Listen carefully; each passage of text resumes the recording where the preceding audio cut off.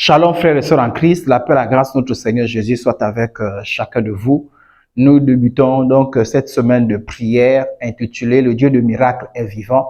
Au cours de cette semaine, nous allons nous encourager par des petites exhortations à croire au miracle. D'ailleurs, le sous-thème de cette journée, c'est « Je crois au miracle ». Le miracle dans la Bible est associé aux mots comme signe, prodige, merveille, etc. Le miracle est un acte de puissance. Chaque fois qu'il y a un miracle, on reconnaît et on s'accorde à dire qu'il y a une puissance surnaturelle. Et cette puissance, et lorsqu'il y a un miracle, il y a un dépassement des lois naturelles. Le miracle est donc un acte de puissance qui dépasse ou qui défie les lois de la nature. Le miracle ne peut donc, par conséquent, pas être expliqué par des causes naturelles. Le miracle ne peut donc être compris et expliqué par la raison et par la science. C'est un acte qui sort de l'ordinaire, donc un acte extraordinaire. Par exemple, Jésus et Pierre marchent sur l'eau. La raison et la science ne peuvent pas l'expliquer parce que la nature ne peuvent pas maintenir Jésus au-dessus de l'eau. Il s'agissait donc dans ce cas d'un miracle. C'est ce que nous relate le texte de Matthieu chapitre 14, verset 25, verset 31. Nous voyons aussi un autre miracle dans l'Ancien Testament où Jésus, pendant un temps, immobilise le soleil, empêche le soleil de fonctionner correctement ou de poursuivre sa course pendant un certain temps. Le miracle nécessite forcément une puissance surnaturelle.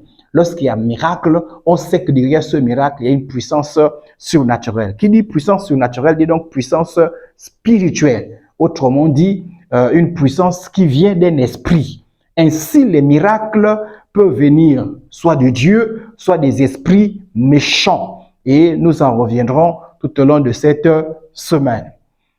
Pour nous encourager et booster notre foi à croire aux miracles, nous voulons voir que la Bible relate plusieurs miracles de Dieu.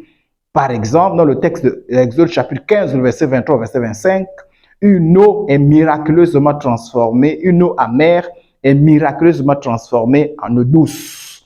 Dans le texte d'Exode 16, verset 12, verset 35, Dieu fait pleuvoir la nourriture du ciel. On parle de la caille et de la manne qui descend miraculeusement du ciel. Nous voyons aussi Anne, dans 1 Samuel chapitre 1, le verset 1 au verset 28, Anne, la femme stérile d'Elkana, enfantait Samuel. Malgré sa stérilité, permettait la répétition. Là aussi, c'est un miracle. Nous voyons dans 1 Roi chapitre 17, Élie qui arrête la pluie pendant 3 ans. Et le même Élie, Dieu l'utilise pour qu'il pleuve. Là encore, rien de loi naturelle l'expliquait, c'était un miracle de Dieu. Nous voyons dans l'Ancien Testament des miracles de résurrection avec Élie et Élisée. Nous voyons Élie frapper les eaux du Jourdain avec son manteau et qui, par conséquent, les eaux se partagent en deux. Et Élie passe le Jourdain donc à sec. Nous voyons aussi Moïse qui a séparé la mer en deux et a permis au peuple d'Israël de passer à sec, là où il y avait la mer. Dans le Nouveau Testament, nous voyons aussi beaucoup de miracles de la part de Jésus et des disciples. Nous voyons comme Jésus qui change l'eau en vin. Nous voyons Jésus opérer des guérisons miraculeuses. Nous voyons Jésus calmer la tempête. Nous voyons Jésus menacer la fièvre et chasser la fièvre. Ça ne peut s'expliquer naturellement sinon qu'un miracle. Nous voyons Jésus opérer une pêche miraculeuse. Nous voyons la nourriture se multiplier miraculeusement avec Jésus, nourrit plus de 5000 personnes. Nous voyons une résurrection comme la résurrection de Lazare. Nous voyons des paralytiques marcher. Nous voyons des aveugles voir. En tout cas, avec les apôtres, nous voyons les paralytiques marcher. Donc, tout ceci pour nous dire que la Bible est remplie de miracles. La liste n'est pas exhaustive et il y a plusieurs miracles.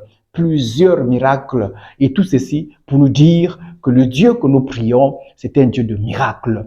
La foi sur laquelle, la parole de Dieu sur laquelle est fondée notre foi est remplie des miracles. Croire aux miracles n'est pas de l'utopie, n'est pas de la folie, c'est normal. Cela fait partie de notre foi et Dieu honore notre foi. Quiconque croit reçoit. Certaines sectes affirment malheureusement que le temps des miracles est révolu et que les croyants ne devraient plus croire aux miracles.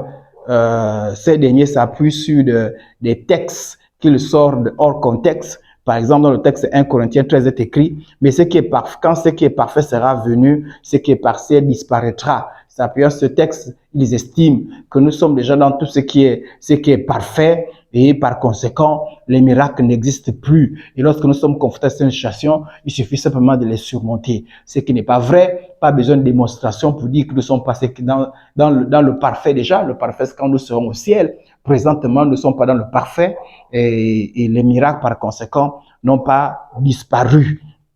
La Bible affirme par contre que le Dieu qui fait des miracles n'a pas changé. Il est le même hier, aujourd'hui et éternellement. Et dans le texte de Actes chapitre 2, le verset 21 est écrit, « Alors quiconque invoquera le Seigneur Jésus sera sauvé. » Dieu est disposé à accomplir des miracles pour tous ses enfants qui en expriment le besoin, qui le cherchent. Dieu se laisse trouver par ceux qui le cherchent. Et l'objectif de cette exhortation, c'est de nous encourager à croire aux miracles. C'est normal, ce n'est pas utopique. C'est normal. Dans la Bible, on a vu des gens qui ont cru et qui ont expérimenté le miracle. Dans la vie de tous les jours, nous voyons des croyants qui croient et qui expérimentent le miracle. Et nous voulons exercer notre foi à croire et à s'attendre à expérimenter le miracle. Croire, nous ne serons pas déçus. Frères et sœurs en Christ, c'est important de croire au miracle. Car dans la vie de tous les jours, il y a des problèmes dont parfois la résolution passe par un miracle de Dieu. C'est-à-dire le problème, nous sommes conscients que sans un miracle de Dieu, rien de bon ne peut plus se produire.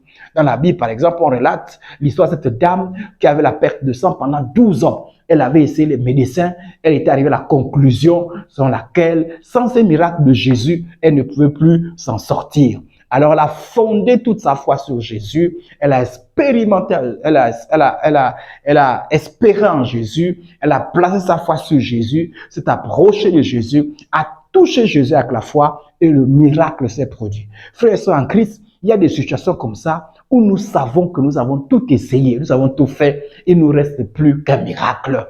Il ne reste plus qu'un miracle. Alors, au lieu de tomber dans le désespoir, au lieu de tomber dans l'abattement, dans la dépression, je voudrais nous encourager pour dire, le Dieu des miracles existe et nous pouvons placer notre foi et nous attendre à Dieu, le Dieu qui ne déçoit jamais, le Dieu qui répond aux prières de ses enfants, aux supplications de ses enfants, le Dieu qui se laisse chercher par ceux qui le trouvent. Et pendant cette semaine, l'occasion nous est donnée d'exercer notre foi, à rechercher le Seigneur, à exposer à Dieu ces situations dont lui seul peut agir. Donc nous avons la conviction que lui seul peut nous sortir, car les lois naturelles, car les méthodes naturelles, car les efforts naturels n'ont produit aucun effet. Comme dans le cas de la pêche miraculeuse.